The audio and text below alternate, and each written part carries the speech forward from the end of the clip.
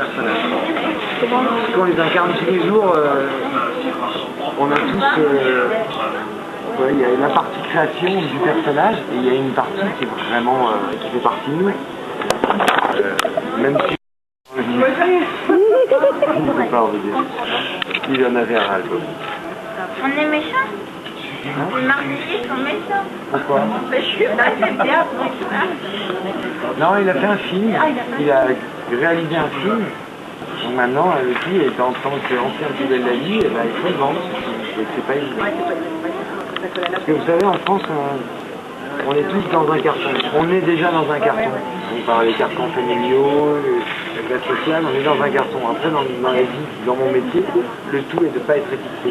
Et si on est étiqueté, il faut tirer l'étiquette doucement, sans aligner le carton. C'est l'image que je donne, mais c'est une fatalité en France. On met les gens dans les cartons. C'est comme ceux qui font que des films, ils veulent faire des films. Et oui, et ce qui est dégueulasse, c'est que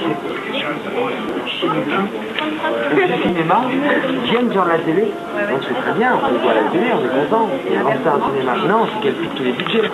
Monsieur Clavier, pour un téléfilm, demande l'équivalent presque d'une production.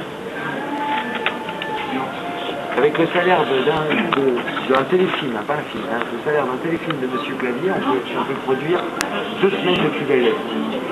Ici, on fait le retour investissement de leur cachet sur le résultat du téléfilm, mais pas celui qui marche pas. Ouais, mais il y a une autre encore sur une autre pièce. Non, il l'a vendu là. On a essayé. Elle est vendue, il valait mieux qu'il l'a vendu. Non, c'est dommage. C'est dommage, parce que nous, on n'a aucune proposition. Pour l'instant, on a des petites propositions, mais c'est toujours pour faire la même chose. On va proposer à Anne de Julina une autre idée. Ça met de votre image sur d'autres choses après. Ouais, mais alors, c'est à nous après de des intelligents. Moi, j'ai tout refusé pour l'instant. L'enchère va monter.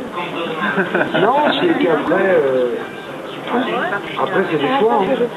C'est des choix de carrière. Ah oui, moi de théâtre, j'ai joué au théâtre. J'ai créé une pièce qui risque d'être montée dans un an et demi. Il y a ce livre qui est un véritable hasard pour moi, parce que ce livre, c'était pas un livre, c'était un cahier de notes de ma vie. Parce que je suis quelqu'un qui vit toujours très très vite, sans jamais me poser de questions et sans jamais regarder derrière. Donc je fonce. Quand j'étais petit, on me disait toujours, Laurent, prends ton temps. Tourne 7 fois ta langue dans ta bouche avant de parler. Et je demandais aux adultes, pourquoi? Il n'y en a pas un qui a été foutu de me donner une vraie réponse. Donc j'ai toujours vécu. Et quand on vit vite, de temps en temps, je suis posé les valises et dire qu'est-ce qui s'est passé. Et j'avais écrit ça pour moi. Et en fait, je tiens la liste et il a fini avec une larme à l'œil. Je reste dessus. Mais je me souviens du passage, je suis foutu de lui, je m'en sors fou de ma vie. Et il l'a envoyé avec un ami, Robert, qui est d'ailleurs au début du livre, qui est dédicace.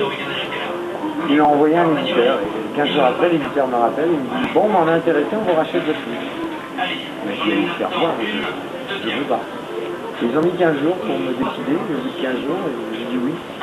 Mais il a fallu que je rebosse, parce que c'était ça, mais c'était en bleu. J'ai une autre truc que Il a fallu que ça soit libre. Mais c'est une aventure.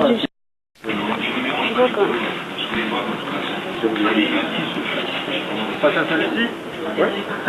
Avec notre petit blanc, ça va mieux écrire le soir.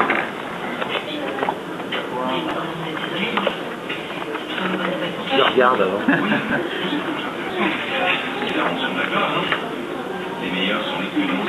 Ah, monsieur Fouille.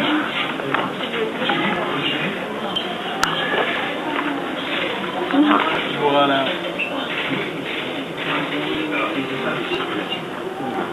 Ne me regardez pas.